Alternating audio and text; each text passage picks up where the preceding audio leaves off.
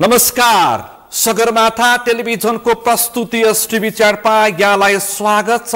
म सुनिल दाहाल। मुलुकको मूल राजनीति तरङ्गित छ। जेएनजी विद्रोह पछाडि मुलुकको मूल राजनीति उथलपुथल छ। उथलपुथलको राजनीति प्रत्येक दलमा देखिएको छ।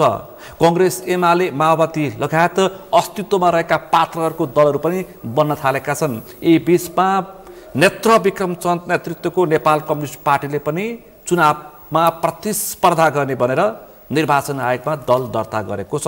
अब यो कम्युनिस्ट पार्टीले चुनावको रणनीति किन अपनायो? किनकि नेत्र विक्रम चन्द नेतृत्व विप्लवको पार्टी फेरि विद्रोह गर्नुपर्छ भन्न हतियार उठायो अनि भूमिगत भयो, फेरि सहमति गर्यो सरकारसँग र फेरि अहिले संसदीय राजनीतिको प्रतिस्पर्धामा आउने भनेर निर्वाचन आयोगमा दल दर्ता गर्यो। अब विप्लव नेतृत्वको नेपाल कम्युनिस्ट पार्टीको चुनावी रणनीति के हो? त्यो सँगै मुलुकको मूल राजनीति नै तरङ्गित छ। सुशीला कार्की नेतृत्वको सरकारले निर्वाचन गर्नुपर्नेछ। त्यस अगाडि भ्रष्टाचारीहरूलाई पाता कसेर मात्रै निर्वाचन गर्नुपर्छ र सुशासन कायम नगरिएको निर्वाचन फेरि उही ओली देउवा र प्रचण्डको शैलीको निर्वाचन हुन सक्छ र त्यो सरकार अथवा त्यो संसदले पनि केही पनि गर्न सक्दैन, अर्को ध्वंस हुन सक्छ भनेर अर्का थरी मान्छेले त्यो खालको चिन्ता र नागरिक समाजले समेत आशंका व्यक्त गरेका छन्। आज हामी विशेष गरी मुलुकको पछिल्लो राजनीति, भू राजनीति, नयाँ सरकार अनि नयाँ दल दर्ता गरेर आएका केही नेताहरू र उनीहरूको अब चुनावी प्रतिस्पर्धा, वामपन्थी एकता, वामपन्थी ध्रुवीकरण, फेरि वाम एकता लगायतका विषय प्रसङ्गहरू यतिखेर मुलुकको मूल राजनीतिमा छरपष्ट ढङ्गले टीका टिप्पणी विश्लेषण भइरहेका छन्। आज हामी तिनै सेरोफेरोमा बसेर छलफल गर्दैछौँ। आजको यो छलफलमा मसँग सहभागी हुनुहुन्छ नेपाल कम्युनिस्ट पार्टी नेकपाका नेता, स्थायी समिति सदस्य सन्तोष बुढा सी। सन्तोषजी आजको यो छलफलमा सहभागी हुनुहुन्छ। यहाँलाई स्वागत छ। धन्यवाद। आराम हुन्छ? हजुर, आरामै छु। तपाईँ अब अलि चिन्निने भाषा प्रयोग गर्दाखेरि नेत्र विक्रम चन्द विप्लव नेतृत्वको नेपाल कम्युनिस्ट पार्टी नेकपाको तपाईँ स्थायी समिति सदस्य, होइन? यसरी चिनिन्छ, आम मान्छेले त्यसरी चिन्छन्। त्यो अब तपाईँहरूको जुन खालको तपाईँले 10 वर्षको तपाईँ लडाकु पनि हो, प्रचण्डको नेतृत्वको एउटा कमान्डर पनि हो, त्यसपछि शान्ति प्रक्रियामा आउनुभयो। यसभन्दा अगाडि नै तपाईँले चुनावी प्रतिस्पर्धा गर्नुभयो। त्यसपछि मोहन वैद्य नेतृत्वको माओवादीमा पुग्नुभयो, विप्लव नेतृत्वको नेपाल कम्युनिस्ट पार्टी नेकपामा आउनुभयो, अब हतियार फेरि उठाउनु भयो, फेरि शान्ति प्रक्रियामा आउनुभयो, अब चुनावी प्रतिस्पर्धामा जाने तयारी गर्दै हुनुहुन्छ। रोल्पाको किङ भनेर चिनिने तपाईँ अब रोल्पाबाट चुनावी प्रतिस्पर्धा गर्ने, होइन? म छलफल यहाँबाट प्रारम्भ गर्छु, त्यसपछि खास विषयमा प्रवेश गर्छु। हजुर, धन्यवाद छ सुनिलजी। अब हामी तपाईँले भन्नुभयो जस्तै हामी राजनीतिको एउटा लामो प्रक्रियाबाट यो ठाउँमा आइपुगेका छौँ। यो ठाउँमा आउँदाखेरि तपाईँले नै भन्नुभयो जस्तै विभिन्न खालका चाहिँ राजनीतिक स्वरूपहरू, राजनीतिक बाटाहरू, बाङ्गा टिङ्गा बाटोहरू हुँदै हामी जिगज्यागबाट यो ठाउँमा आइपुगिएको छ। यहाँ आउँदाखेरि हामीले धेरै राजनीतिक अनुभवहरू पनि सँगालेका छन्, धेरै तिता मिठा अनुभवहरू पनि हामीसँग छन् र यति हुँदाहुँदै पनि हाम्रो मिसन भनेको चाहिँ केवल एउटै छ, यो देशलाई समृद्ध राष्ट्र कसरी बनाउने, एक दोस्रो चाहिँ यो देशलाई स्वाधीन कसरी बनाउने र यहाँका जनतालाई स्वाधीन, स्वाभिमान र स्वतन्त्रतापूर्वक बाँच्ने यो अधिकार सम्पन्न जनता बनाउने, यति हाम्रो मिसन हो। यही मिसनको निम्ति अहिले हामीले चाहिँ गरिराखेको पार्टीलाई समेत चाहिँ त्यागेर अनि जस्तो माओवादीबाट, होइन, हामी अहिले नेपाल कम्युनिस्ट पार्टी जो सम्म आइपुगेका छौँ। हाम्रो मिसन भनेको चाहिँ देशलाई स्वाधीन बनाउने, देशलाई समृद्ध बनाउने, नेपाली जनतालाई स्वाधीन, स्वाभिमान र समृद्ध बनाउने र चाहिँ सुखी जनता, होइन, समृद्ध देश, सुखी जनता, यसो कसरी बनाउने यो देशलाई भनेपछि एउटा मिसन चाहिँ एउटा मिसन यो एउटा तपाईहरुको राजनीतिक कल्पना थियो। अब चाहिँ यो मिसन र यो भिजन चाहिँ हतियारबाट सम्भव छैन भनेर निष्कर्षमा पुग्नुभयो हैन अब तपाईहरु चुनावी प्रतिस्पर्धाहरु मात्रै संसदीय प्रक्रियाबाट मात्रै सम्भव रहेछ भनेर निष्कर्षमा पुग्नुभयो यो चाहिँ एकाङ्की चाहिँ हुन्छ हैन यो एकाङ्की हुन्छ हाम्रो कुरो के छ भन्दाखेरि हतियार भनेको चाहिँ यो अन्तिम बल प्रयोगको अन्तिम चाहिँ साधन हो केही सिप नलागेपछि त्यो उठाइने साधन हो त्यो चाहिँ हैन मान्छे स्वाभाविक रूपले यस्तो प्राणी हो जसले शान्ति चाहन्छ त्यसले हिंसा चाहदैन हैन अरे शान्ति होस् कसैले दुःख नहोस् भन्ने चाहने एउटै मात्र प्राणी होला त्यो मान्छे नै हो तर मान्छेलाई शान्ति प्रिय भन्छौ नि अहिले चाहिँ विश्वमा यही मान्छे चाहिँ सबैभन्दा हिंस्रक यही मान्छे बनिराखेको छ अहिले हेरिराख्नु भएको छ नि तपाई युक्रेन हेरिराख्नु भएको छ विश्वभरि हेरिराख्नु भएको छ मान्छे मार्ने अभियान चलेको छ मान्छे मार्ने अभियान चलेको छ र मान्छे मात्रै होइन कि विश्व नै विध्वंस पार्ने खालको हतियारहरू मान्छेले नै बनाइराखेको छ हैन यसो बनाइराखेको छ त्यसैले मान्छेले शान्ति प्रिय भन्दै पनि मान्छे आफै पनि हिंस्रक पनि छ तर सन्तोष हतियार भन्दा पनि साइबर हतियार अब डरलाग्दो र खतरनाक देखिँदैछ यसलाई हाम्रो पछिल्लो अस्तिको 23 गते र 24 गतेको जेएनजी विद्रोहले पनि त्यसलाई मूर्त रूप दियो अब भन्नुस् त अब हाम्रो कुरो के हो हामी फेरि शान्तिप्रिय नै भन्न मन रुचाउँछु मैले चाहिँ हैन शान्तिप्रिय नै भन्न रुचाउँछ शान्ति नै हुनुपर्छ विश्व शान्ति नै हुनुपर्छ एक तर त्यो शान्ति कायम गर्नलाई के गर्नुपर्छ भन्दाखेरि यो हतियारहरूलाई चाहिँ सधैँको लागि चाहिँ मानव समाजबाट अन्त्य गरेर एउटा हतियारविहीन समाज निर्माण गर्न सकिन्छ कि सकिँदैन भन्दाखेरि कार्ल मार्क्सले अनि साम्यवादको परिकल्पना गर्नु साम्यवादको परिकल्पना गर्दाखेरि त्यहाँ हतियार पनि हुँदैन त्यहाँ सेना पनि हुँदैन त्यहाँ कानुन पनि हुँदैन त्यहाँ चाहिँ अब वर्ग हुँदैन सबै मान्छेहरू एउटा स्वतन्त्र उन्मुक्त समाजमा हुन्छन् त्यहाँ त्यसले त्यो समाजमा पुग्न सक्छ मानव सभ्यता एक दिन त्यहाँ पुग्न सक्छ भनेर जुन परिकल्पना गर्नुभयो त्यो परिकल्पनाले अहिले चाहिँ साक्षात रूप लिँदै जाँदाखेरि अहिले चाहिँ साम्यवाद अलि नजिक आइराखेको हो कि भन्ने चाहिँ हामीले देख्छौँ किनभने अब भोलि यो समाज कहाँ पुग्ला भन्दाखेरि सबै मान्छेले चाहिँ यो हिंसाको अन्त्य गर्नुपर्छ जनताको पनि हामी सबैको गर्नुपर्छ भन्दाखेरि चाहिँ त्यो समाज नआइकन समाज चाहिँ शान्ति कायम हुन सक्दैन समाजमा चाहिँ त्यसैले साम्यवाद एउटा मात्रै मानव समाजको त्यो परिकल्पना मात्रै होइन त्यो अनिवार्य पुग्नुपर्ने गन्तव्य हो त्यहाँ पुग्यो भने त्यहाँ हतियार पनि हुँदैन त्यहाँ चाहिँ मान्छे चाहिँ हिंस्रक पनि हुँदैन त्यहाँ मान्छे शिक्षित प्राविधिक रूपले मान्छे चाहिँ अब एउटा ठाउँमा पुगेको हुन्छ हैन मान्छे मेन्टल्ली उनी उसको वैज्ञानिक उसमा पुगिसकेको हुन्छ त्यो अभियानको निम्ति अहिले हामीले नेपालमा यो कली युगमा पनि राम राज्य खोजेर पाइन्छ अलि कलियुग राम अस्वस्थ प्रतिस्पर्धा अहिले चाहिँ यसलाई बिस्तारै अन्त्य गरेर एकैचोटि त शक्ति केन्द्रहरू उथल पुथलमा छन् अनि यो जति हेर्दा जति ठुलो छ नि जति ठुलो देख्छौ नि तिनी सारमा फेरि खोक्रो छन् कमजोर पनि छन् त्यो भित्रको चाहिँ कलिलोले जस्तो हामीले त्यो आँपको भित्रको कोयोलाई देख्छौँ ओखरलाई देख्छौँ बाहिर जति बलियो चाहिँ उसले चाहिँ ढाकेको हुन्छ भित्रको कोमलो चिजले त्यसलाई वातावरण पाएपछि त्यसले सजिलोरी त्यसले छेडेर निस्कन्छ हैन वातावरण पाए यो जेएनजी विद्रोहले पनि त देखायो नि हैन जेएनजी विद्रोहले पनि यहाँ चाहिँ वातावरण पाएपछि चाहिँ अब युवाहरूले पनि हैन भर्खरका भाइ बहिनीहरूले पनि सिंहदरबार अहिले कब्जा गर्न सक्दो रहेछ नि त संसद भवन कब्जा गरे सिंहदरबार कब्जा गरे सर्वोच्च अदालत कब्जा गरे राष्ट्रपति भवन कब्जा गरे काठमाडौँ उपत्यका कब्जा गरे त्यो वातावरण बन्नुपर्छ त्यो चाहिँ दिन चाहिँ आउन धेरै टाढा छैन भन्ने हामीले लाग्छ लामो एउटा 10 वर्षको हतियारको युद्ध भन्दा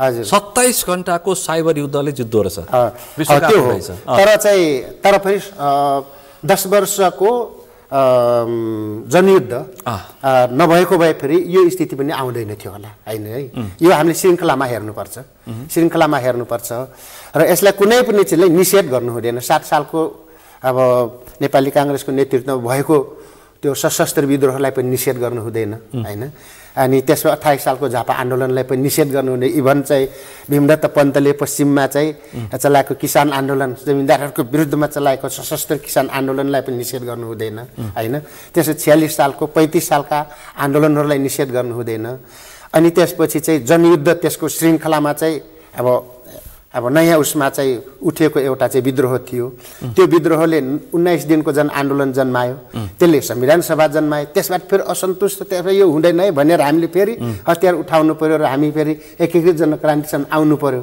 यो चाहिँ श्रृङ्खलाबद्ध जति भइराखेका छन् यो चाहिँ एक अर्कामा उभिएर भएका छन् यो आपसे आप सुते आकाशबाट खसेको भुइँबाट उम्रेको नभएर चाहिँ एउटाको जगमा अर्को उभिएर अर्को जगमा अर्को उभिएर यी आन्दोलनहरू भएका छन् यसलाई श्रृङ्खलामा हेर्नुपर्छ आन्दोलनको विकासको क्रममा चाहिँ अब तपाईँ पछिल्लो चाहिँ विकासको यी सबै आन्दोलनहरूको पछिल्लो चाहिँ श्रृङ्खला चाहिँ जेनजी विद्रोह हो यद्यपि जेनजी विद्रोहले केही चाहिँ महत्त्वपूर्ण चाहिँ परिवर्तन ल्याउन खोजेको थियो हैन केही चीज भट्काउन सफल भयो त्यसै निर्माण गर्ने ठाउँमा चाहिँ आउँदाखेरि त्यहाँ चाहिँ सफल हुन सकेन फेरि पनि जेनजी विद्रोह त्यो विगत इतिहासका चाहिँ जति नेपालका चाहिँ ऐतिहासिक विद्रोहहरू छन् ती विद्रोहहरूको र जन आन्दोलनहरूको श्रृङ्खलाको पछिल्लो चाहिँ एउटा श्रृङ्खलाको एउटा स्टेप हो जेनजी विद्रोह पनि अर्को एउटा क्रान्ति हो क्रान्ति यसलाई क्रान्ति त नभन विद्रोह हो किन भन्दाखेरि उनीहरूले रिभोल्युसन चाहिँ होइन उनीहरूले भ्रष्टाचारको विरोध गरे उनीहरूले सुशासनको कुराकानी गरे उनीहरूले व्यथितिको विषय उठाए उनीहरूले मुलुकको शासकीय स्वरूपमा समेत उनीहरूले आवाज उठाइरहेछन् प्रत्यक्ष नेपो बेबी हैन यो देशमा नातावाद कृपावाद आफन्तवादलाई नेपो बेबी उठान गरे तपाईले 10 वर्षको हतियारमा जे उठान गर्नुभयो उनले राष्ट्रियता कुरा उठाइरहेछन् अपु के थियो भन्दाखेरि त्यही फेरि हतियारकै कुरा आउँछ नि हतियारकै कुरा आउँछ अपु हतियारकै भयो जस्तो लाग्छ कि यदि त्यसलाई निष्कर्षमा पुर्याउनु हुन्थ्यो भने हतियारकै अपुग भयो किनभने गोलीले भोटियो अनि निहत्तालाई गोलीले भुट्ने बेलामा अब तिनीहरूसँग पनि यदि चाहिँ हातमाथि हतियार भइदिएको भए हैन अनि सायद अर्कै चीज हुन्थ्यो होला अर्कै ठाउँमा पुग्थ्यो व्यवस्था नै नरहने र अर्को ठाउँमा पुग्थ्यो होला अपुग त्यहाँ भयो भन्ने मलाई फिलिङ हुन्छ पछि त्यो जेनजी विद्रोहमा साइबर हतियार चाहिँ भयो हजुर तर राइफल भएन राइफल भएको भए मलाई त्यहाँ अपुग चाहिँ त्यहाँ अलि चाहिँ त्यहाँ फिलिङ भयो एउटा चाहिँ त्यो राइफलै चाहिएन शासकले त राइफल बिनै भागे हो त हो त्यो सत्य हो हेलिकप्टरमा झुन्डेर बचाइदियो बरु सम्पत्ति चाहिँदैन एउटा फिलिङ के पनि भयो भन्दाखेरि जेनजी विद्रोहकोले के पनि फिलिङ्स गरायो भने यसमा खास गरी पछिल्लो उसमा चाहिँ अलिकति यो दुःखको कुरा पनि भयो अब पुलिसहरू 3 जना पुलिसको पनि ज्यान गएको छ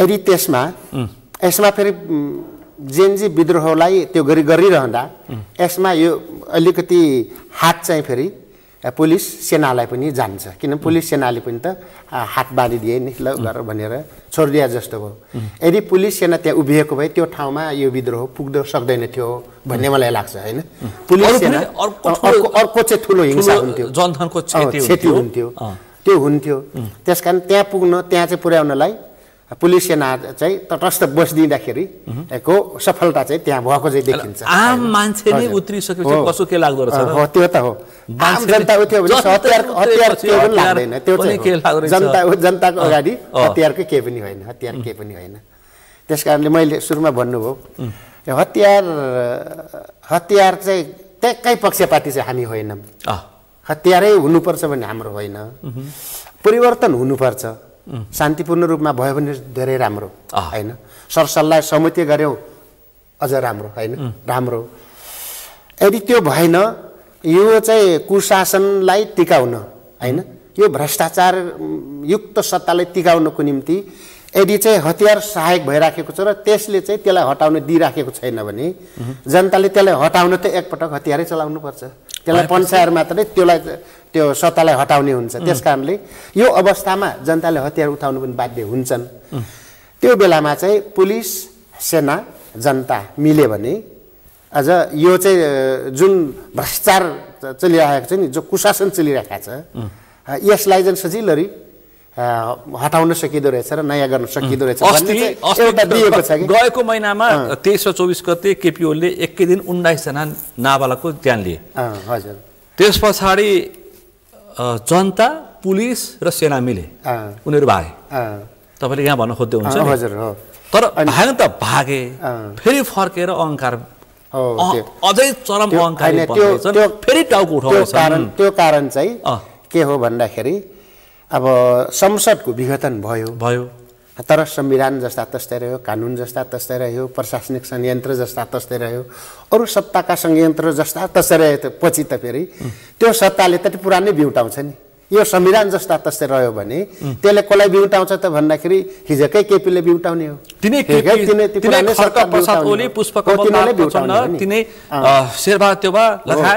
पुनर्स्थापना हुनेले पुरानैलाई नै बिउटाउने हो, पुरानोलाई कायम राखेर पुरानैलाई बिउटाउने लैजाने हो। त्यही चाहिँ फेरि तिनीहरूले फर्केपछि फेरि के होला? जनताको युवाको असन्तुष्टि अर्को चाहिँ अर्को ठुलो विद्रोह हुन्छ। उनीहरूको माग समुद्र भएको छैन। यसको विरुद्धमा अर्को ठुलो विद्रोह हुन्छ। त्यो थामिसक्नु होला अनि त्यो थामिसक्नु हुँदैन। त्यो चाहिँ त्यो लाग्छ योभन्दा ठुलो विद्रोह हुन्छ। त्यसमा हामीले लाग्छ नेपालका अब पुलिस सेनाले पनि साथ दिन्छन्, किनभने नेपालको समस्या भनेको के हो भन्नुहुन्छ र एउटा स्वाधीनताको समस्या हो।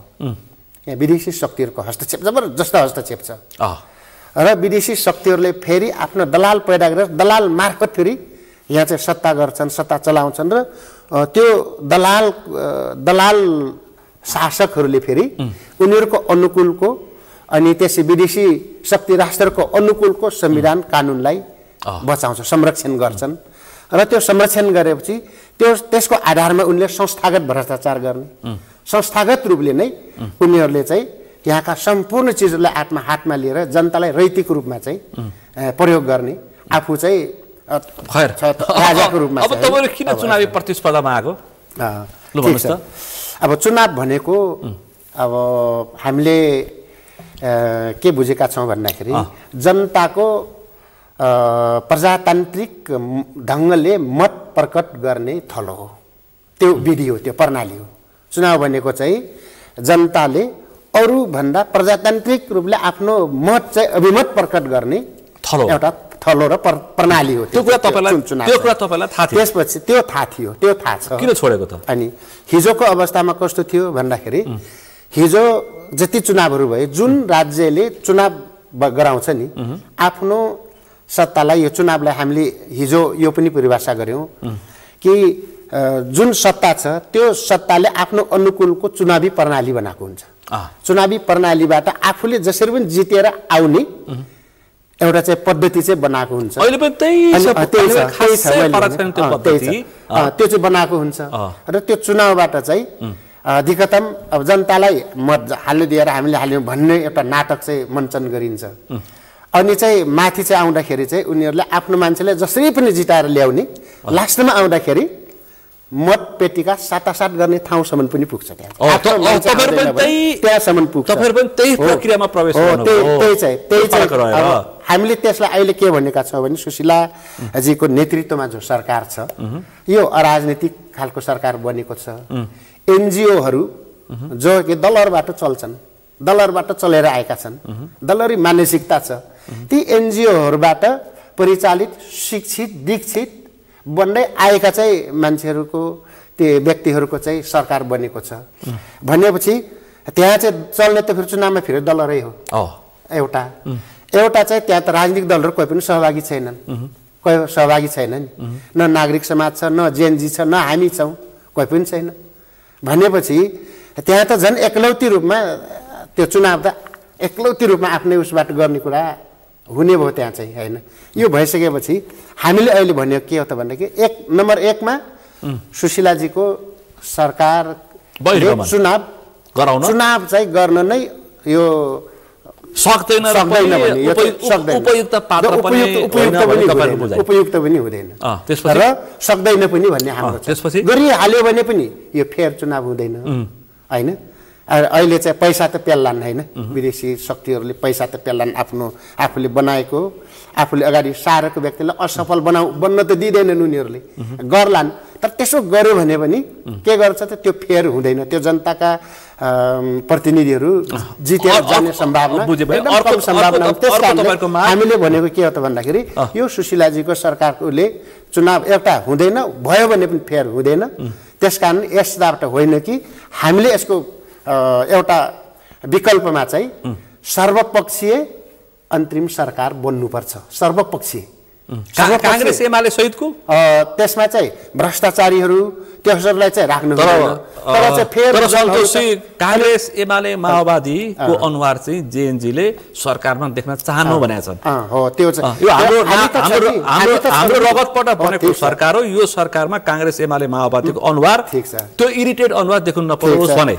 त्यो छ, त्यसमा पनि कोही इमानदार त होलान् हैन, त्यो भित्र पनि इमानदारी त होलान्, सबै नै भ्रष्टाचार त छैनन्। तैपनि फेरि कांग्रेस एमाले माओवादी भनेपछि नामै फेरि बदनाम भइसकेपछि त्यही हेर्ने त भइहाल्यो, ब्रान्डै बदनाम हो।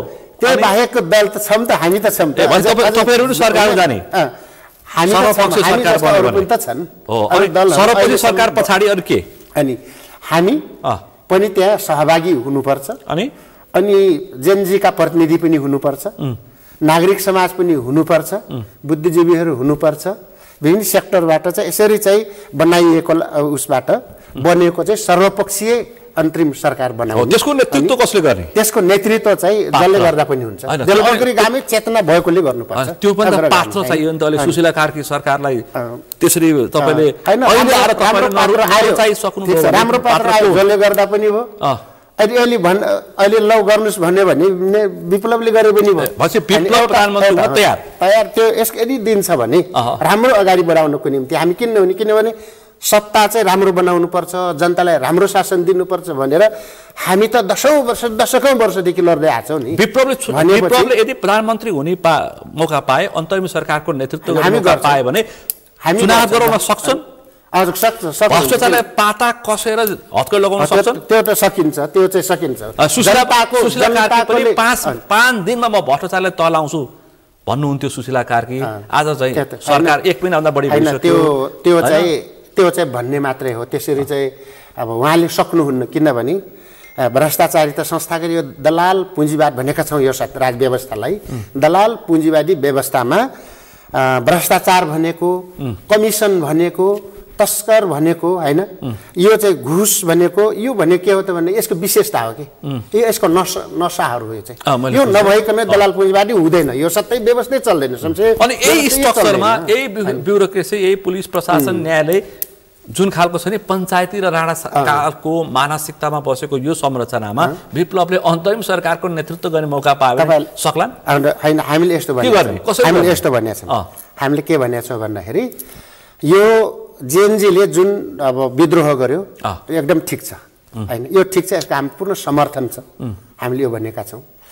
तर चाहिँ परिणाममा आउँदाखेरि जुन सुशीलाको बनेको छ यो चाहिँ जेएनजीको आन्दोलनको चाहिँ यो अपेक्षा विपरीत हैन, मर्म विपरीत भएको छ।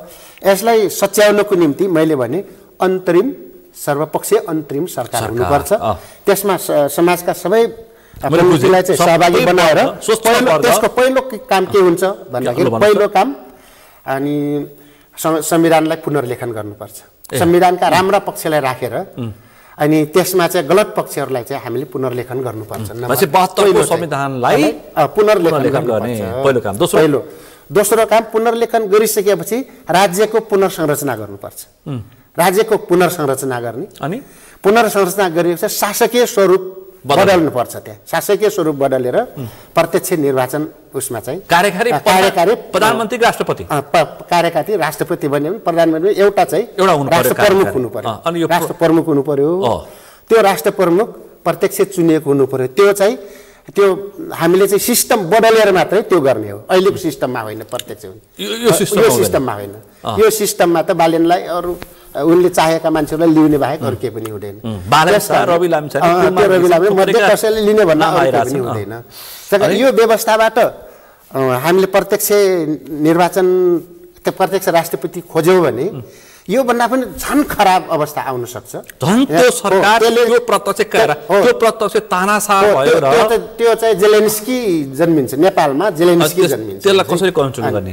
त्यसकारण त्यसलाई त्यो गर्नको निम्ति त अहिले यहाँ जानु भएन अहिले योलाई त जानु दिनु भएन त्यहाँ त्यो निस्कने चाहिँ वातावरण नै बनाउनु भएन नि त्यहाँ जानु भएन त्यहाँ जानको निम्ति जनताको चाहिँ बाटो चुनेर आउने चाहिँ प्रत्यक्ष चुनेर आउनुको निम्ति जनतालाई पूर्ण रूपले अधिकार भएको चाहिँ राज्य व्यवस्था संविधान पनि पार्टी खोलेर आउन सक्छन् चुनाव जितेर आउन सक्छन् तर हामीले चाहिँ राज्य व्यवस्थालाई हामी बदल्यौँ भने आउन राम्रो भएर आउन् भने त राम्रै होस् न राम्रोको निम्ति आउँछन् भने राम्रो सिस्टम राम्रो भयो भने मेरो भनाइ यो सिस्टम चाहिँ राम्रो बनायो भने नराम्रो चिज चोर डाका फटाहरू पनि बदलिएर सज्जन नै बन्न आउँछन् त्यो सिस्टममा ढालिन्छन् अहिलेको साँचो के छ अहिलेको व्यवस्था के छ त भन्दाखेरि गलत छ हामी गए पनि सज्जन मान्छे गए पनि भ्रष्टाचारी बन्नुपर्छ कि त्यो साँचोमा ढलिनुपर्छ ढालिन्छौँ हामी चाहिँ त्यसकारण स्ट्रक्चरै यस्तो भएको हुनाले अहिले हामी गएर पनि अब त्यही बन्ने हो तपाईँको जवाफ चाहिँ मैले यहाँ दिँदैछु कि त्यो भएपछि हामी चाहिँ अहिले चुनावमा भाग लिँदा यसैमा भन्नुभयो नि त्यहाँ होइन कि हामी गइसकेपछि पहिलो के गर्ने भन्दाखेरि अब संविधानको चाहिँ गर्ने त्यहाँ त हामी सबै हुन्छौँ नि सबैको मतबाट हामी एक्लै त हुँदैनौँ अनि संविधानको त्यो संशोधन गर्छौँ स्ट्रक्चर बदल्छौँ होइन त्यहाँ चाहिँ प्रत्यक्ष राष्ट्रिय प्रणाली गराउँछौँ चुनावी यो प्रणालीलाई यो निर्वाचन प्रणालीलाई चाहिँ जनताको पक्षमा चाहिँ बनाउँछौँ अहिलेको अर्थमा आधारित प्रणाली जो छ पैसा दिएपछि पैसाले जित्ने खालको प्रणालीलाई जनताले चाहिँ जनताको साँच्चैको अभिमतबाट जनताले जित्ने प्रणाली हजुर त्यो गरेपछि अनि हामीले भनेका छौँ अग्राधिकार सहितको जनतालाई अग्राधिकार सहितको प्रदेश अनि ऊ चाहिँ दिन्छौँ हामीले के अरे प्रदेश होइन अग्राधिकार सहित प्रदेश डरलाग्दो हुन्छ त्यो सिक्किम हुन सक्छ फेरि अहिले नभएकै त्यही हो अहिले चाहिँ नपुगेकै त्यहाँ हो प्रदेश दिनुभयो भने सिक्किम हुन्छ हुँदैन डरलाग्दो हामीले स्ट्रक्चर बदलिसकेपछि हामीले कुनै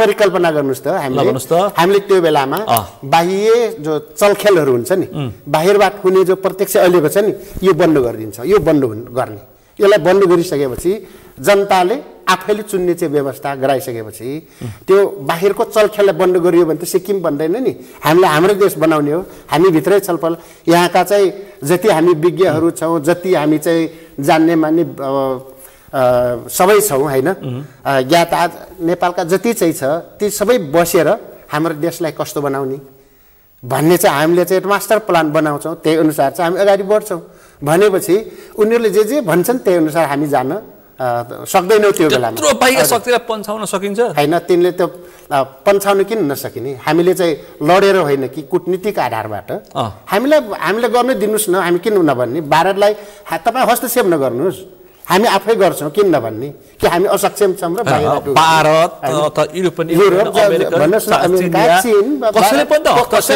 हस्तक्षेप गर्छु भन्न आएका छैन हामीलाई गर्ने सहयोग गर्नुहोस् वेलकम हामीले एमसिसीको लागि पनि त्यही भन्यौँ नि एमसिसी हस्तक्षेपमा नल्याउनुहोस् स्वीकार गर्छौँ नेपाललाई सहयोग गर्ने उसमा ल्याउनु वेलकम होइन तर नेपाललाई हस्तक्षेप गर्ने गरिकन चाहिँ त्यसरी चाहिँ बजेट दिन थाल्नुभयो त्यो स्वीकार्य छैन त भनेको हामीले विरोध गरेको त्यहाँ हो नि त्यसकारण नेपाल बिग्रेकै हामी नेपालीहरूको हालत यो भएको कारणै के हो त भन्दाखेरि नम्बर 1 मा चाहिँ वैदेशिक हस्तक्षेप अहिले चाहिँ इतिहासकालदेखि हामी यो बेहोर्दै आएका छौँ होइन यसको अन्त्य गर्नुपर्छ दोस्रो कुरो चाहिँ त्यति भएपछि हामी नेपाली र स्वाधीन हुन्छौँ र स्वतन्त्रपूर्वक सोच्न सक्छौँ अहिले त वीरको लागि छ नि वीरको लागि छ हामी त माथि सोच्नै सक्दैनौँ कि माथि चाहिँ अन्तर्राष्ट्रिय चाहिँ हस्तक्षेपले वीरको लागि दिएको छ हाम्रो चाहिँ पछि पर्नुको एउटा कारण यो नेपाल स्वतन्त्र भयौँ भने हामी स्वतन्त्रतापूर्वक नेपाललाई कस्तो बनाउने छलफल हामी नै गर्छ नि जति घम्साघम्सी गरे पनि राउन्ड मेचमा यही गरौँ त्यो निष्कर्ष निकालेर गयौँ भने त राम्रै बन्छ यहाँ त बाहिरबाट यो हुँदैन यो भनेर बाहिरबाट गर्छ शक्ति केन्द्रका एजेन्टहरू घुमिरहेछन् त्यत्रा दाना पानी खाएर घुमिरहेछन् त्यत्रा शक्ति केन्द्रका त्यही एजेन्ट जस्तो लाग्ने भइसक्यो अवस्था अनि सकिन्छ यिनीहरूलाई तोड्न यो जाललाई नेपाली जनता एक भयो भने नसकिने केही पनि हामीले सक्छौँ भन्ने हामीलाई लाग्छ नेपाली जनता एक हुनुपर्छ नेपाली जनताभित्र चाहिँ काङ्ग्रेसभित्रका पनि पेट्रोलियट फोर्सहरू छन् नि सबै दलभित्र ब्युरोक्रेसीभित्र सबैतिर पेट्रियोटिक फोर्स पनि छ। सन्तोषी जेएनजी विद्रोहलाई पनि बाह्य शक्तिको डिजाइन भनिरहेछन् एक थरी मान्छेले। हैन, डिजाइन गरेको प्रयोग चाहिँ नेपाली युवाहरू भएको, डिजाइन उनले गरेको प्रयोग नेपाली युवाहरू भएको। फेरि वातावरण नेपालमा चाहिँ यस्तो बनेको कि अब केपी सरकारको नेतृत्वसम्म आइपुग्दाखेरि नेपाल भ्रष्ट सब क्षेत्रमा चाहिँ अब भ्रष्ट, युवाहरू पुरै बेरोजगार हैन, अनि चाहिँ मुकुस जनताले पनि कसले फाल्छ यो सत्तालाई, कसले बदल्छ भन्ने भइराखेको, त्यो हामी सबैमा यस्तो भइराखेको बेलामा अनि चाहिँ फेरि सामाजिक सञ्जाल बन्द गर्नु युवाहरूको निम्ति, यो जेनजीहरूको निम्ति एउटा चाहिँ कारण बन्नु पुग्यो हैन। अब भ्रष्टाचार त हामी लडेर आइराखेकै हो, अझै हाम्रो साथीहरू जेलमै छन् हैन, हामी लडेर आइरहेको, हाम्रो नाममा मुद्दाहरू छँदैछन्। यही सरकारले यही उसले लगाएका भ्रष्टाचारको विरोध गर्दा, भ्रष्टाचारले कारवाही गर्दाखेरि लागेको मुद्दा त हो। हामी त्यसको निम्ति त 2 वर्ष प्रतिबन्ध बेहोर्यौँ हैन। त्यस कारणले यो भ्रष्टाचारको विरुद्ध हामी गर्दै नै आइरहेका थियौँ। त्यो जेएनजी विद्रोहले चाहिँ साफसँग उ गरिदियो। यो चाहिँ एकैचोटि संसदमा भएका सबै दलहरू रक्षात्मक अवस्थामा पुगेका छन्। आज कांग्रेस, एमाले, माओवादी, समाजवादी, रासपा समेत इरिटेट लिस्टमा परिसकेका छ। त्यसैले मैले फेरि हामीले भने के हो भन्दा त्यही हुँदाखेरि फेरि अहिले राजनीतिक दल बिनाको फेरि सरकार, राजनीतिक दल बिनाको सरकार यो चाहिँ सम्भव छैन। तर फेरि कम्युनिस्टहरूको नामप्रति पनि इरिटेट बढाएको छ समाज। यो त साम्राज्यवादीहरूले चाहिँ कम्युनिस्टहरूलाई बदनाम गराउनु, किनभने संसारभरि कम्युनिस्टहरूलाई डिफेन्समा पारिसक्दाखेरि पनि नेपालमा चाहे रिभोल्युसनरी फोर्सबाट होस्, चाहे पार्लियामेन्ट्री फोर्सबाट होस् हैन, बुलेट या ब्यालेट, दुवै फोर्सबाट जताबाट हेर्दाखेरि पनि कम्युनिस्टहरू अगाडिदेखि। तर अहिले कम्युनिस्ट हामी चाहिँ प्रतिबन्धमा हुने बेला हामी चाहिँ बाहिर हुँदाखेरि पनि यहाँ चाहिँ उसमा चाहिँ मत हेर्दाखेरि 65% मत त कम्युनिस्टको थियो। त्यो देखेपछि चाहिँ साम्राज्यवादी शक्तिहरूको टाउको दुखेको, त्यो कारणले नै अब माओवादीलाई सिद्ध्याउने भनेर शान्ति प्रक्रियामा ल्याए। शान्ति प्रक्रियामा ल्याउने पनि साम्राज्यवादीहरू नै हुन्। माओवादीले त्यहाँ ल्याइसकेपछि फेरि माओवादीकै मत फेरि अघि भयो, फेरि ठुलो दल त माओवादी नै बन्यो। ठुलो दल माओवादी बनेपछि त माओवादीले फेरि कम्युनिस्टहरूले त कम्युनिस्टको पक्षमा चाहिँ संविधान बनाउने भए। त्यो भइसकेपछि चाहिँ उनले फेरि सचेत रूपले फेरि त्यसलाई असफल बनाएर नियोजित एउटा चुनाव गरेर दोस्रो संविधान सभा बनाएनन्। यो त सचेत रूपले विघटन गराएर आफूले फेरि आफ्नो चाहिँ अगाडि सारिएका नियोजित व्यक्तिहरूलाई ल्याएर चुनाव जिताएर बनाइएको संविधान हो नि यो चाहिँ। अनि फेरि यो माओवादी टुक्रा टुक्रा हुनु पनि बाह्य शक्तिको खेल, बाह्य शक्तिको तपाईँहरूको विभाजन, बाहिरको प्रचण्डसँगको इरिटेसन, यो सबै बाह्य शक्तिको खेल हो। माओवादी खेल चाहिँ हो, टुटु हो भन्छन्। त्यो खेलमा तपाईँहरू पनि प्रयोग भएको खेल बाहिरले खेल्यो। हामीहरू कतिपय अवस्थामा हाम्रो नेतृत्वहरू चाहिँ त्यहाँ आफ्नो अडानमा टिक्न सकेनन्। त्यस कारणले यो चाहिँ माओवादी टुक्रा टुक्रा भयो। तपाईँले अब अहिले चाहिँ आउँदाखेरि प्रदेशको तपाईँले अग्राधिकार भन्नुभयो, यो चाहिँ डर लाग्दो हुन्छ। त्यो चाहिँ यस्तो हो, निश्चित अवधि निश्चित समयको लागि चाहिँ त्यहाँका सम्बन्धितहरूलाई चाहिँ पछाडि पारिएकाहरूलाई सत्ताको प्रत्याभूति दिनुपर्छ भन्ने कुरा चाहिँ मध्य प्रदेश नै फरक हुन्छ भनेर चिन्ता व्यक्त गरेको बेलामा दुर्गा प्रसाईहरू कोशी प्रदेशमा फरक हुन्छ भनेर समाजमा त्यो खालको सन्देश दिइरहेको छ। हामीले त्यो पनि गर्दैनौँ। त्यो राज्य टुक्राउन त सम्भवै छैन। सम्भव छ, त्यो गर्नु राज्य टुक्राउन सकिँदैन। अहिलेको चाहिँ पुरानै आँखाबाट हेर्दाखेरि त्यस्तो हुन्छ होला। हामीले त नयाँ चाहिँ बनाएर जान्छौँ नि त, नयाँ त अरू देखाएको छैन नि। नयाँ जो नटुक्रिने चाहिँ अब नटुक्रिने उपाय पनि त छैन नि, नटुक्र्याउने उपाय पनि त छैन। तपाईहरु पनि व्यक्तिलाई चाहिँ तपाईहरु पनि यो अग्राधिकारको नाममा डिजाइनमा त फस्नु भएको छैन। हैन, त्यो हैन, त्यो हाम्रो आफ्नो जनताको मौलिक हो चाहिँ। यहाँ जनताले चाहिँ जनताको चाहिँ मौलिक एउटा पहिचान सहित मौलिक खालको चाहिँ एउटा भिजन छ नि, त्यो सहित हामी अगाडि बढ्यौं भने यहाँका अग्राधिकारको विषय तपाईले उठान गर्नु भएको छ नि, अत्यन्तै सचेत ढंगले यो विषय तल उठाउनु पर्छ। तलमाथि भने मुलुक बिग्रह हुन सक्छ। हो, खेल्न सक्छन् बाहिर शक्तिहरु खेल्न सक्छन्। अब तपाई चुनाव मैले बुझे, अब तपाई चुनाव प्रतिस्पर्धा गर्ने रोल्पाबाट हैन? हजुर, मैले अझ अलिकति अझै के बाँकी रह्यो भन्दाखेरि सुरुमा तपाईले भन्नुभएको थियो नि, तपाईहरुको यो व्यवस्था, मैले भने यो व्यवस्थामा होइन कि यो व्यवस्था चेन्ज गरेर नयाँ व्यवस्था उ गरेर बल्ल हामी चाहिँ हामी पनि हुन्छौँ यहाँ हामी सहित गएर सबैलाई लिएर गएर नयाँ संरचना नयाँ व्यवस्था नयाँ भ्यू नयाँ भिजन होइन नयाँ सिस्टममा गरेर अब बल्ल त्यहाँ हामी जाने बने सुशीला कार्की नेतृत्वको सरकारले चुनाव गर्दैन त्यसमा हामी त ढुक्कै छौँ होइन चुनाव हुँदैन चुनाव चाहिँ हुँदैन चुनाव होला चाहिँ कहिले त्यसो अब त्यो त हाम्रो ज्योतिषी त होइन म चाहिँ होइन ज्योतिष होइन विश्लेषक राजनीति बुझेको यत्रो आन्तरिक चलखेल बुझेको मान्छे चुनाव चाहिँ हुन्छ गर्छन् यो चाहिँ धेरै चाहिँ उहरू छ कि अब बाटाहरू छन् आयामहरू छन् होइन चुनाव अनेक यहाँ चारवटा उसको चाहिँ छ कि यहाँ चाहिँ हामी यो भनिराखेका छौँ अब एक थरी शक्तिहरू यसलाई नै पुनर्स्थापना गरेर आफ्नो फेभरको मान्छेलाई लिएर अनि सत्तामा लिएर चुनाव गराउनेमा छन् होइन एक थरीका मान्छेहरूको त्यो छ अब अर्को पनि के छ भन्दाखेरि फेरि यहाँ चाहिँ जस्तो मैले भने विदेशी शक्ति केन्द्रहरूले आफ्नो मान्छेलाई यो उसमा ल्याउने सुशीला कार्कीको सट्टामा अरूलाई ल्याएर उनको नेतृत्वमा गर्ने यो पनि छ भित्र सुशीला कार्कीको ठाउँमा अर्कोलाई ल्याएर सरकारको नेतृत्व गर्ने पनि हुन सक्छ त्यो पनि हुन सक्छ अब अन्तिममा अब एउटा अर्को चाहिँ विकल्प पनि छ करिब यो विकल्पमा पनि जान सक्छन् होइन यहाँ चाहिँ प्रतिगामी शक्तिहरूको पनि अब चोरीफुरी सिधै भन्नुहोस् न सनातन हिन्दू राज्य सहितको राष्ट्र राजालाई ल्याउनु पर्छ ट्र्याक 1 सुशीला कार्की सरकार ट्र्याक 2 सैनिक सरकार ट्र्याक 3 सनातन राज संस्थाको पनि पुनरागमन हुन सक्छ अब त्यस्तो भयो भने ट्र्याकहरू छ हाम्रो चौथो ट्र्याक हो तपाईको चौथो ट्र्याक हो हाम्रो चाहिँ त्यसैले ढिला होला ढिलो हुन सक्छ तर यो बाहेक अर्को विकल्प छैन यो पुरानो कालका ट्र्याकहरू प्रयोग पनि तपाईले राखेका प्रस्तावहरू पुरा नभइकन यो देश अघि बढ्नै सक्दैन त्यो नभइकन चुनाव हुने वातावरण भयो भने चुनावमा चाहिँ जाने त्यो नभएर गयो भने हामी सहितको भयो धाँधली रहित भयो जनताकोलाई निष्पक्ष खालको चाहिँ हुने प्रत्याभूत भयो भने जान्छौँ तपाईँ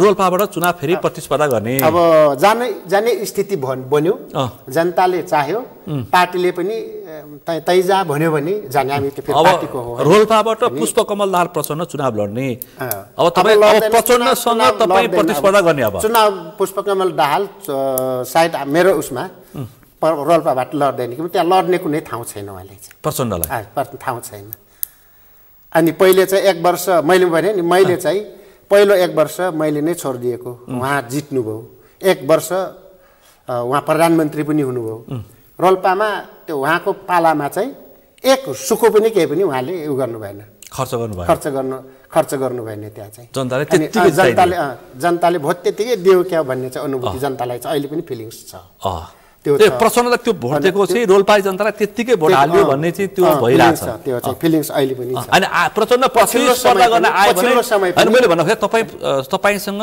मानौ तपाईँ प्रतिस्पर्धी प्रचण्ड पनि प्रतिस्पर्धी भएर आयो भने तपाईँ तयार त्यो तयार कसले बाजी मार्ला त्यो त तयार बाजी कसले मार्ला बाजी कसले प्रतिस्पर्धा हो हैन तपाईँ आवश्यक हो भने त्यो गर्न सक्छ तपाईँ कति ढुक्क हुनुहुन्छ हैन प्रचण्डसँग मैले चाहिँ रोल्पामा 18 वर्षदेखि राजनीति गरेको रोल्पालाई सायद त्यो ठाउँमा ल्याउने हुन त पार्टी छ पार्टीसँगै गरेको तर रोल्पाको अनि चाहिँ मैले कुना रोल्पाको माटो ढुङ्गामा सायद अहिले मेरो पाइलाहरू अहिले पनि मेटिएका छैनन् म 18 वर्षदेखि अहिले म 65 वर्ष भएँ 18 वर्षदेखि रोल्पाको कुनामा म चाहेको छु जनताको घरमा पसेको छु रोल्पाको बुढा सन्तोष बुढा भने त त्यो कुनै बेलामा साथीहरूले भन्थे तपाईलाई त घरमा कुकुर बिरालोले पनि चिन्छन् भन्थे मलाई चाहिँ साथीहरूले पछि अब प्रचण्डको नेकपा माओवादी केन्द्रसँग विप्लव नेतृत्वको नेपाल कम्युनिस्ट पार्टी नमिल्ने अनि हैन त्यो चाहिँ त्यसमा चाहिँ मिल्ने नमिल्ने आवश्यकता भयो भने मिल्न पनि सकिन्छ किनभने अब हामीले अब जनताकै पक्षमा लड्ने हो यदि माओवादीहरू पनि अलिकति आत्मसमीक्षा सहित आउनुभयो भने र अलिकति यो साम्राज्यवादको विरुद्धमा हामी त फेरि स्वाधीनतालाई त छोड्दैनौँ नि स्वाधीनतालाई केन्द्रमा राखेरै जाने हो अहिले चाहिँ प्रचण्डले स्वाधीनता छोडिसके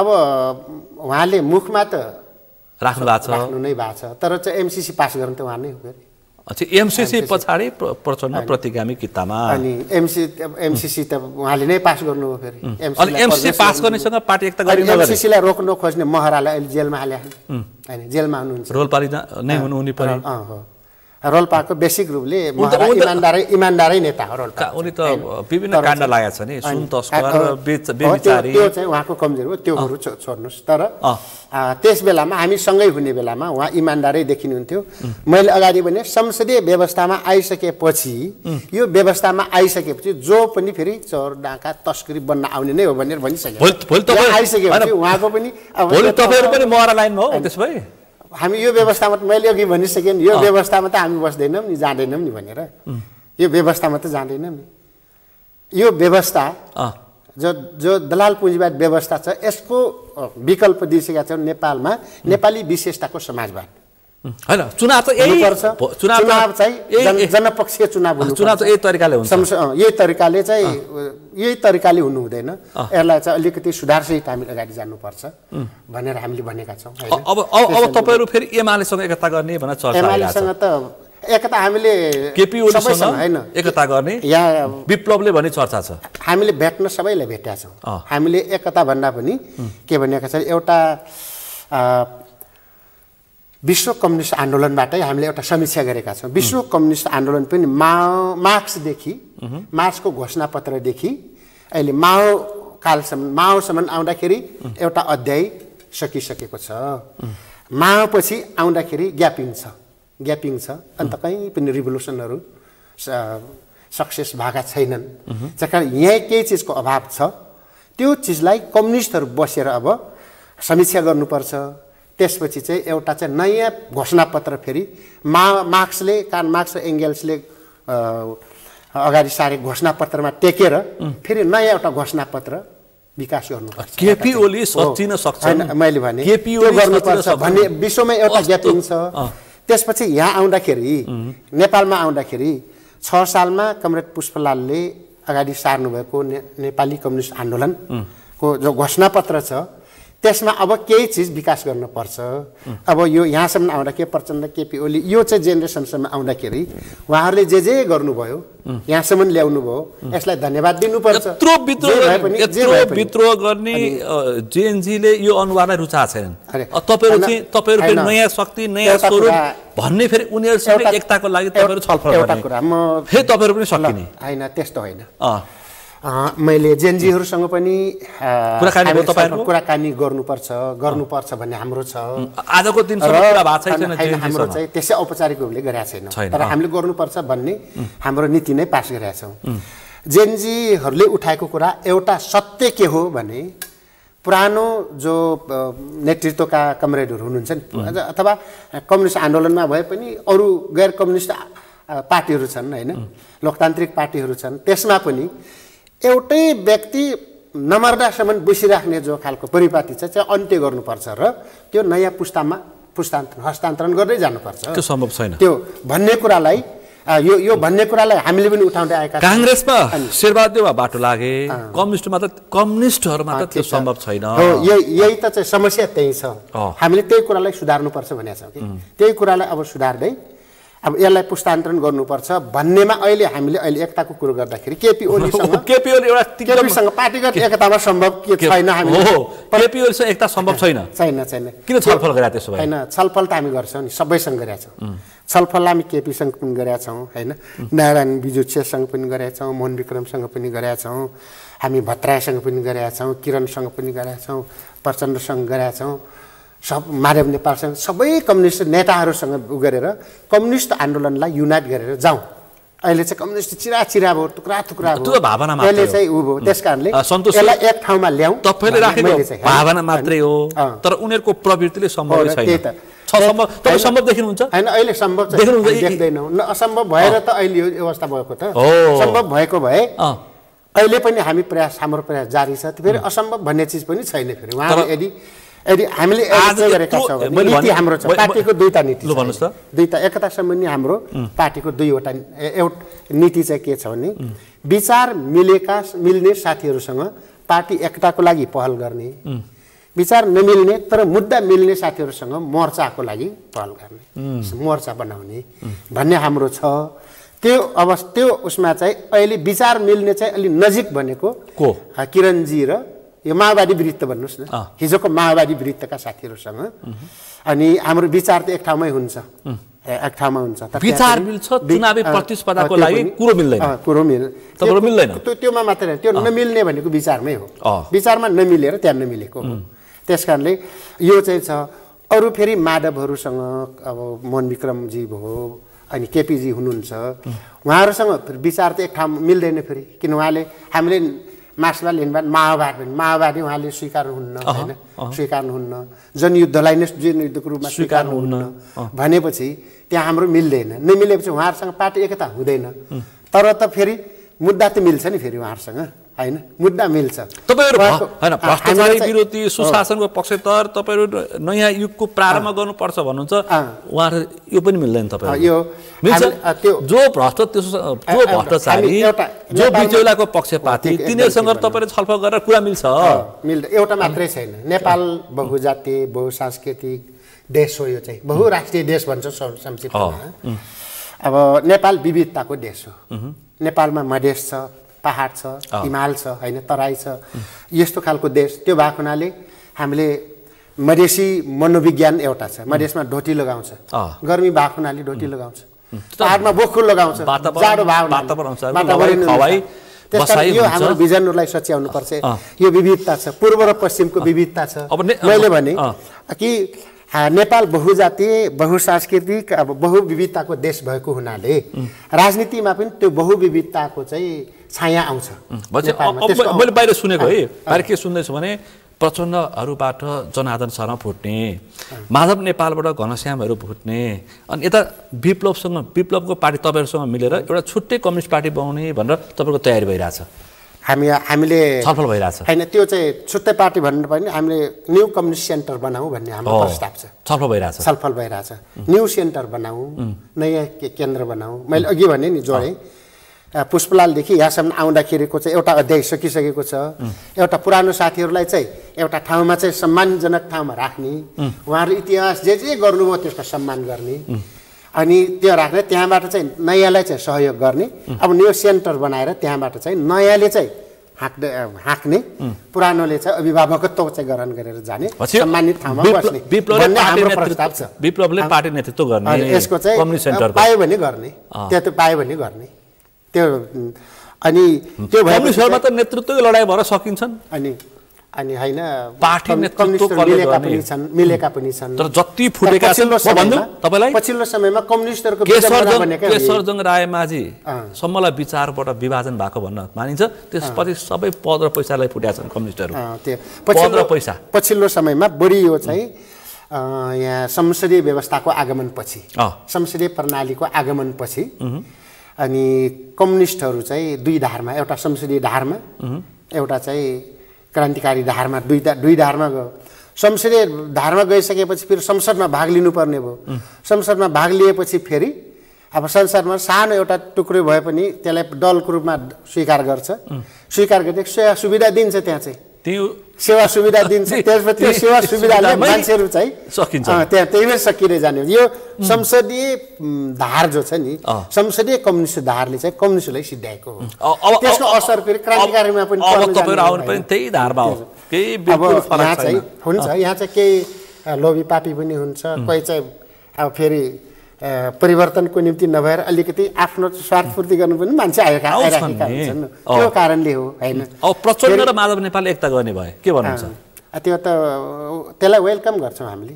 यो धेरै हुनुभन्दा संख्या घटाउँदै जाने, मिल्दै जाने कुरा ठिकै छ।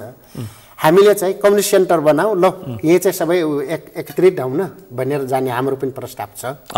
यहाँ पनि अरू आयो भने हाम्रो पनि वेलकम छ। अनि त्यसपछि यता अब प्रचण्ड कमरेडहरू गर्नुहोस्, त्यो ठिक छ। अब हामीले किन भन्दाखेरि अब एक ठाउँ न एक ठाउँ मिल्नुपर्छ। उहाँहरू मिल्नुभयो भने राम्रै छ, राम्रै मिलुन्, राम्रै होस्। तपाईँ समाजवादी मोर्चा पनि बनाउनु भएको थियो, त्यो मोर्चा चुनावमा चाहिँ मोर्चाबन्दी गर्छ गर्दैन? त्यो मोर्चाले अहिले चाहिँ मोर्चाको रूपमा क्रियाशील चाहिँ छैन।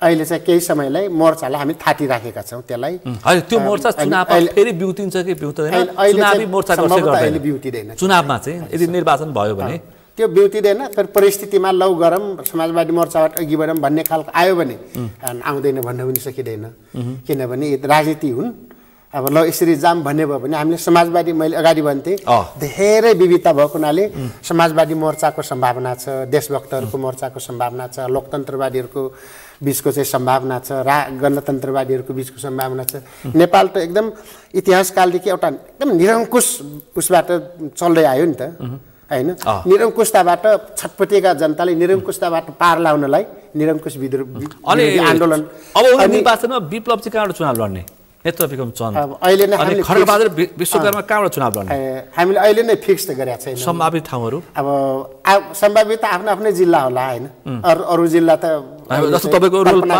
खड्गबहादुर विश्वकर्माको कालीकोट त्यसै गरी विप्लवको रूपन्देही अन्त बाहिर त हामी कल्पना गरेका छैनौँ अहिले पार्टीले यो ठाउँमा यहाँ जाने त जाने भन्ने पनि अहिले गरेका छैनौँ किनभने अहिले भर्खरै हाम्रो पार्टी निर्वाचन आयोग प्रक्रियामा छ त्यो भएको हुनाले हामी त्यहाँ फिक्स छैन फिक्स नहुँदा नेपाल कम्युनिस्ट पार्टी नै पाउँछ कि पाउँदैन त्यहाँ परिवर्तन गर्नुपर्छ त्यो त अझै प्रक्रियामा चुनाव चिन्ह के तपाईँको त्यो अझै प्रक्रियामा छ अझै हामीले चाहिँ त्यो प्रस्तावित गर्नुपर्छ त्यहाँबाट अनुमति लिनुपर्छ यसको लास्टसम्म जाँदाखेरि के हुन्छ जस्तो माओवादीले पार्टीको नाम परिवर्तन गरे चुनाव चिन्ह परिवर्तन गर्ने सिद्धान्त माओवाद छोड्ने त्यस पछाडि चुनाव चिन्हदेखि पार्टीको नामदेखि सिद्धान्त समेत परिवर्तन गर्ने भनेर माओवादीहरूमा छलफल भइरहेछ त्यो तपाईँहरू त सक्नुहुन्न होला होइन त्यो हामी त्यस्तोमा जाने हामी सक्दैनौँ त्यो हामीले सिद्धान्त छोड्दैनौँ नीति छोड्दैनौँ होइन त्यस कारणले हामीले हाम्रो विचार सिद्धान्त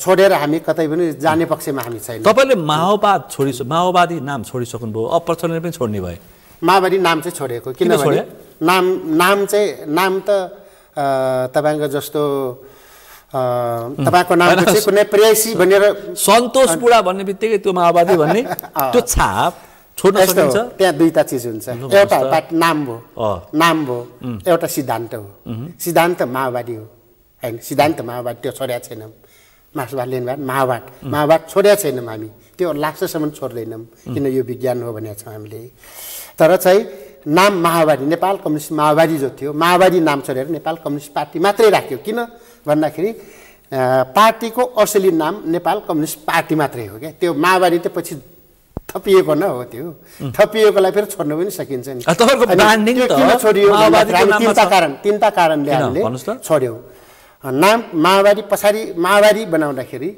त्यो चाहिँ नेपाल कम्युनिस्ट पार्टी माओवादी Nepal communist party Emale Nepal communist समाजवादी भनेर जो पोस्टभित्र जति नामहरू पुच्छर झुन्ड्या छ नि त्यसलाई त्यो विशेषण हुन् त्यो विशेषण किन झुन्डाइन्छ भन्दाखेरि त्यो एउटा समूह चाहिँ जनाउनलाई भने हामी चाहिँ नेपाल कम्युनिस्ट पार्टी हुँदा किन समूह जनाउने समूह हो कि त्यो माओवादी समूह त हो त्यो कोष्ठभित्रको त माओवादी समूह एमाले समूह हो त्यो कोष्ठले समूह जनाउँछ तर एउटा समूह कम्युनिस्ट पार्टीभित्रको एउटा चाहिँ समूह हो भन्ने जनाउँछ कोष्ठले के गर्छ हामीलाई समूहमा प्रकट गर्ने त्यस कारणले त्यो हटायो नम्बर 1 दोस्रो चाहिँ माओवादी नाम आवश्यकताको उपज थियो कुनै बेलामा नेपालमा माओवादी जनयुद्ध सञ्चालन गर्नलाई माओवादीलाई चाहिँ माओवादी नाम राख्नुपर्ने जरुरी थियो जनतामा त्यो बेलामा राखियो आवश्यकता थियो शान्ति प्रक्रियामा आइसकेपछि हाम्रा धेरै साथीहरू हामी बिग्रियौँ र हामी चाहिँ भ्रष्टाचार गर्न लाग्यौँ होइन अनि त्यो गरे अब त्यसपछि माओवादीले जनताले के बुझ्न थाले भन्दाखेरि यो चाहिँ भ्रष्टाचारीहरू कांग्रेस एमाले पछि माओवादी पनि भ्रष्टाचारी भन्नु बुझ्न थाले त्यो भएपछि चाहिँ हामीले अब जनताको नजरमा भ्रष्टाचारी थरिएको माओवादीलाई च्यापिराख्नु चाहिँ गलत हुन्छ यो गर्नु हुँदैन यो चाहिँ भनेर हामीले त्यो छोडिएको त्यो चाहिँ हैन त्यो छोडेको हो हैन अनि अर्को चाहिँ शान्ति प्रक्रियामा आइसकेपछि माओवादीमा भ्रष्टाचारी पनि जोडियो त्यसकारण तपाईले जोडिएपछि हामी त्यो छोडेको तपाईले तेस्रो हामीले के भन्दाखेरि हामी त फेरि सबै कम्युनिस्टहरूलाई एक ठाउँमा ल्याउनु थियो सबै कम्युनिस्टलाई एक ठाउँमा ल्याउनुको निम्ति माओवादी भनेपछि त अरु त यता माओवादी भन्ने आउँदैन नि त एमाले आफ्नो एमाले खोज्छ, अरूले आफ्नै खोज्छ, माओवादी भन्नु खोज्दैन। माओवादीको साँगुरो घैँटाभित्र अरू सबै अटाउन नसक्ने, सबै कम्युनिस्ट अटाउन नसक्ने भयो, सङ्कुचित भयो। त्यो चाहिँ त्यो भएको हुनाले हामीले यो चाहिँ सानो घेराभित्र चाहिँ सबै कम्युनिस्टहरू अटाउन नसक्ने, किनभने माओवादी बाहिर त धेरै ठुलो सङ्ख्यामा कम्युनिस्टहरू छन्। ती सबैलाई पनि अटाउन सक्ने भनेको कम्युनिस्ट पार्टी नै हो। कम्युनिस्ट पार्टी त सबैको साझा नाम हो नि त। त्यसो भएको कम्युनिस्ट पार्टी प्रचण्डहरूले पनि राखेका थिए नि एमालेसँग एकता गर्दाखेरि, नेपाल कम्युनिस्ट पार्टी नेकपा राखेका थिए, नेकपा टिक्न सकेन, त्यो टिकाउन सकेनन्। त्यो उनीहरूको चाहिँ समस्याको कुरा भयो होइन। तर हामीले त अहिलेसम्म नेपाल कम्युनिस्ट पार्टी नै छ र नेपाल कम्युनिस्ट पार्टी नै त्यो नीति तपाईँले पनि बिहोर्नु पर्छ। अहिले चाहिँ हाम्रो उ नै भनेकै, अहिले फेरि हाम्रो अभियान भनेकै ती सबै कम्युनिस्टलाई एक नेकपा हामी सबैको नेकपामा सबै आबद्ध हुनु पर्यो र यसलाई एउटा केन्द्र बनाएर न्यू सेन्टर, कम्युनिस्टको न्यू सेन्टर नेकपालाई नै बनाएर अघि बढ्नुपर्छ भने अहिले हामी त्यहाँदेखि अहिलेसम्म नै यहाँसम्म आउँदाखेरि त्यही कुरा नै अगाडि सारेका छौँ। क्या तपाईँको चाहिँ तपाईँको पार्टीको तपाईँको सुशीला कार्की सरकारलाई के सुझाव छ? सुशीला कार्कीले हाम्रो सुझाव उहाँले के छ भने अब उहाँले यो सरकारलाई एउटा एनजिओहरूको सरकार नबनाओस् र यसलाई चाहिँ सर्वपक्षीय सबैलाई समेटेर लगेर निष्पक्ष खालको चुनाव गराउने जो हामीले अगाडि भने सुशीला कार्की बनाउने चाहिँ वातावरण तयार पारोस्। सुशीला कार्कीकै नेतृत्वमा सर्वपक्षीय सरकार पनि बन्न सक्छ नि? सबैले एनजिओको सरकार होइन, म एनजिओको प्रतिनिधि होइन, मेरो कुनै एनजिओ छैन, मेरो सम्पत्ति स्वर्गीय बाउबाट मेरो सम्पत्तिको छानबिन होस्, म कठघरामा उभिन तयार छु भनेर उहाँले भन्नुभएको छ होइन। त्यसरी आएर सर्वपक्षीय बनाएर जाने त्यसको आँट गर्यो। अहिले हामीलाई त पन्छाउँदै हामीलाई त नाम पनि नसुन्ने गरेर गइरहेछन् नि होइन। नेपालमा विप्लव भनेको वैकल्पिक शक्ति हो। अहिले चाहिँ यो जेएनजी आन्दोलनमा सबै चाहिँ राजनीतिक दलहरू विघटनको अवस्थामा पुगिसकेको अवस्थामा विप्लवको नेतृत्वमा रहेको कम्युनिस्ट पार्टी नै एक मात्रै जनताको बिचमा विकल्प त अर्को आइसक्यो। यहाँ त कुलमान घिसिङ, बालन शाह, रवि लामिछाने, गोपी हमाल जस्ता जे भने पनि थुप्रै पात्रको नयाँ पार्टी आउँदैछन्। तिनी जे पार्टी आउँदैछ वैकल्पिक शक्ति भनेर त्यो त रवि लामिछानेले हेरिसक्यो नि। रवि लामिछाने भन्दा अगाडि चाहिँ रविन्द्र मिश्रहरू पनि आएकै थिए। रवि लामिछाने आए, अहिले चाहिँ के अरे रेशम चौधरीहरू आएकै हुन्, डाक्टर सीके राउतहरू। त्यसपछि आएर आउनु कुनै नयाँ होइन। यो चाहिँ सचेत रूपले विदेशी शक्तिहरूलाई अगाडि सारेका चाहिँ पात्रहरू हुन् कि अनि सबैले देखिसके। कसले चिन्दैन कि अब बालन विप्लवहरूलाई पनि त पश्चिमाले पैसा दिन्छ भन्छ नि, कसैबाट सबैले देखिरहेका छन् हामी कहाँबाट परिचालित छौँ भने। हामी जनतामा छौँ, हामी जनताबाट निर्देशित छौँ, उत्पादनमा निर्भर छौँ, हामी आफैले गरिरहेका छौँ। छोड्ने कि फेरि चुनावतिर लाग्ने? उत्पादन त हामी छोड्दैनौँ, उत्पादन त हाम्रो जीवन हो। राजनीतिक मार्ग निर्देशन नै निर्देशक नै सिद्धान्त नै उत्पादनलाई समातेर जाने हो। हाम्रो उत्पादन गर्दो रहेछ, विनोद चौधरीलाई बेच्दो रहेछ, कमाउँदो रहेछ पनि भन्छन् होइन। विनोद चौधरीलाई हामीले गत साल आलु बेचेको, आलु चाहिँ बेचेको हो। अनि त्यो विनोद चौधरीलाई सँग सम्झौता भयो, सम्झौता अनुसार बेच्यौँ हामीले। तर हामीले भन्यो कि कसैले भने त्यही दलाललाई बेच्ने, त्यही लेखे सामाजिक सञ्जालमा। हामीले जवाब के दियो भन्दाखेरि दलाल आओस्, ट्रम्पले आएर ल तिम्रो आलुहरू उठाइदिन्छु भन्यो भने हामी ट्रम्पलाई नै बेच्छौँ। मोदी आएर ल म लगिदिन्छु भन्यो भने मोदीलाई नै दिन्छौँ। हामीले उत्पादन गरेको चिज कोसँग बेच्ने त्यो त हाम्रो अधिकार हो नि, स्वतन्त्र छौँ। त्यो भनेको चाहिँ विनोदलाई बेच्ने भनेको हामी विनोदको बन्ने होइन कि। उत्पादन गर्ने किसानले चाहिँ न्याय पाउँछ पाउँछ, न्यायिक ज्याला पाउँछ पाउँदैन। हामी चाहिँ हामीले चाहिँ जनताको पनि चाहिँ त्यहाँ सेयर थियो, सेयर जनताको पनि थियो। हामीले जनताको समेत आलु हामीले उत्पादन गर्ने ठाउँमा जनताले पनि थोरा तिना उत्पादन गर्छन्। ल हाम्रो पनि बेचिदिनु पर्यो भने चाहिँ 1 क्विन्टल 2 क्विन्टल हामीले जनताको पनि हालिदिन्छौँ।